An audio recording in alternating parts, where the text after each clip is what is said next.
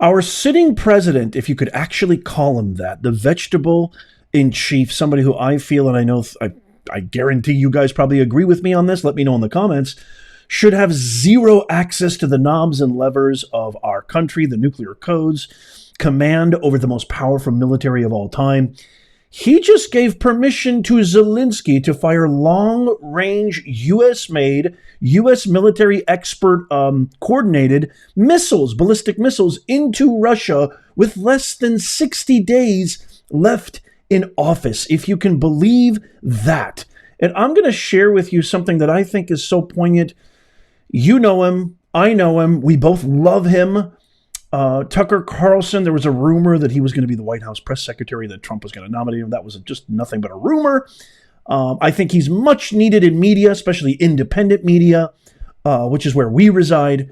Listen to what Tucker Carlson says about this. This video needs to go viral. You need to share this with everybody. Watch this. I am very concerned that the people who have hated Trump for 8 years and run out of ways to destroy him, indicting him, well, first calling him a racist, spying on him with the federal intel agencies, sicking the FBI on him, trying to put him in prison, then trying to kill him at least twice, probably more, actually, but at least twice. And that those people, out of options, have decided the only way to stop Trump and the disclosure that a Trump administration will bring, once again, disclosure is what they fear, having their crimes revealed, that the only way to stop Trump is with a world war. And so I've been pretty fixated on that for months, probably more than a year. I've just thought a lot about it, and I know a lot of the people involved, and they're very, very, very focused on war. Permanent Washington doesn't care about domestic policy, in case your viewers, I'm sure, know this, but just want to restate it. They don't care about domestic policy.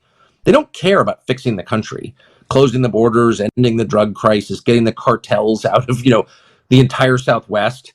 They don't care about that. What they care about is exercising power abroad, killing people because it makes them feel like God, and making money. And that's where the money is, trillions of dollars. So they care about foreign policy.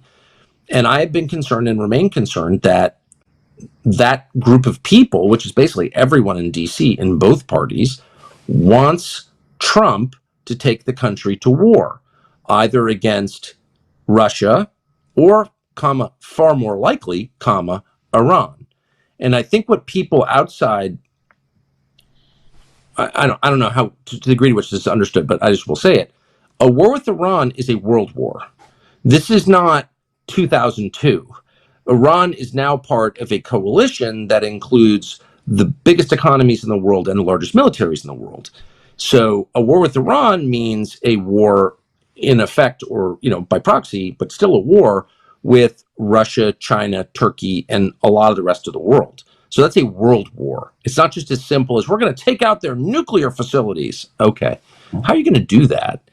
And how are you going to ensure that doesn't destroy the United States in the process? And of course, they don't care whether it destroys the United States. That's the actual answer. They don't care. And if they cared, they would pause and think about it. But anyway, I don't want to be bitter about it. But to me, it's really simple. Anybody who would even consider having a war with Russia or Iran should not be in any position of power at all in this administration or any other administration. It's super simple. And I think especially Ukraine is so obvious. Now, there is some debate on Iran, and I'm not endorsing Iran. I'm not a Shiite. But there's really no debate at this point about the debacle that has been Ukraine. Ukraine's not going to win. It's just completely destroyed Ukraine. It hasn't crushed Russia. It's really hurt the United States. So anyone who can't say that out loud should not have a job in the federal bureaucracy. So that's my litmus test. It's not about people or personality. Right. Of course, I know them all, as I know you do too, and I like a lot of them. I even like some of the guys I disagree with. One in particular I like very much. Nice guy, good guy. But it's a simple, practical test for whether or not you should wield power. Do you have the requisite wisdom to lead my country? And if you're still defending the war in Ukraine, you do not have the requisite wisdom to lead my country. That's my opinion. It's really hard to disagree with Tucker there. And this is not conjecture. This is not some sort of extreme partisan politics or conspiracy. Nothing like that. You just have to look at the track record. Look at what they've done with the border.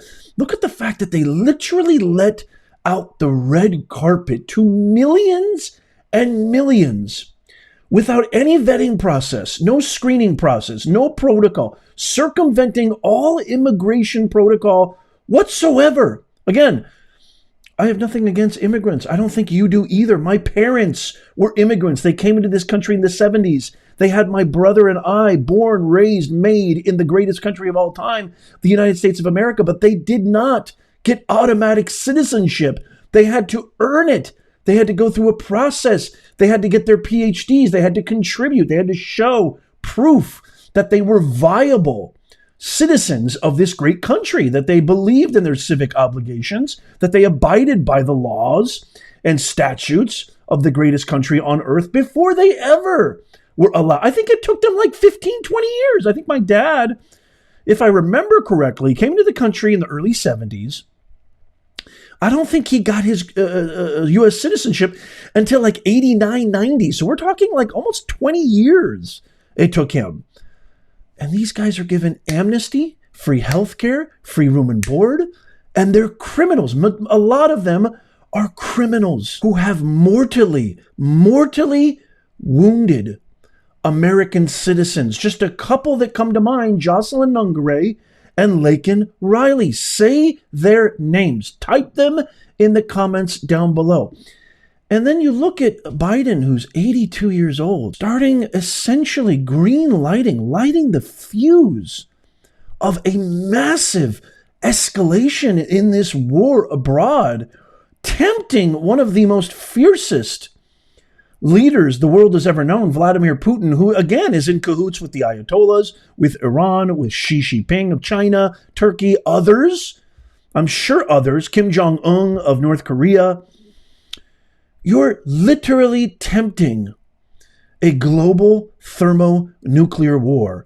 And when Tucker says they don't care, if you just look at Biden's 82. Yeah, he has grandkids, he has kids, but there's little consequence to an 82-year-old who's literally on his way out in more ways than one.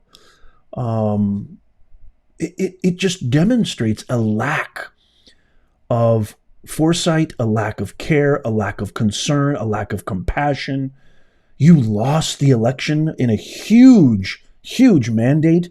The American people have spoken, and yet here you are, ramping up the animus, ramping up the dissension. It is beyond me, and it makes sense. And this is a guy, Tucker Carlson, who I think his ethos and his credibility are profound, because not only has he been in media his whole life, but he's been in the Washington swamp. He swam in that swamp for decades. He knows exactly who they are, what they think, and what they're all about. I've told you many, many times, I know these people. I've worked with them. I've collaborated with them. I don't just call myself professor for kicks and giggles. I know them. I've looked into their souls. I've worked with them in the most painstakingly depressing, disheartening way imaginable. I've been commissioned by my university to go to Washington. These are all overblown, overestimated, self-important, smug academics. Kamala is the exemplification of this. Obama is literally a poster child of a smug academic. You throw in Sam Harris and all these other guys, it's the exact same human being. Exact same DNA. So I just wanted to share that because I don't think you're going to see this in a lot of places. It's going to get buried in the fake media. And I would love for you to share this. I would love for you to tap the thumbs up. And really, most important at all, I would love for you to tell me what you think. Do you agree with Tucker? Why? Do you disagree with Tucker? Let me know. Our comments section, it is my hope, dream, and aspiration. Oh my God, I sound like Kamala. It is my hope, dream. I'm sorry. But truly, it is my hope that I truly believe that communication is the key to bridging the divide in this country. We need to talk to each other. We need to listen to each other. We need to engage with each other. I welcome all opposing views. I don't care if you're right, left. I'm not right, left. I'm a constitutional centrist, if anything. And I don't care where you're from. I don't care what your background is. I don't care what your race, gender, sexual orientation is. If you've got something constructive to say, if you've got something that engages in critical thought, I'm all for it. I want to hear it. If you engage in personal ad hominem attacks, hasta la pasta. Don't even pay attention to it. Dropping links in the comments, not even close. It goes straight to spam. I don't even see it, so don't even start. This is about conversation.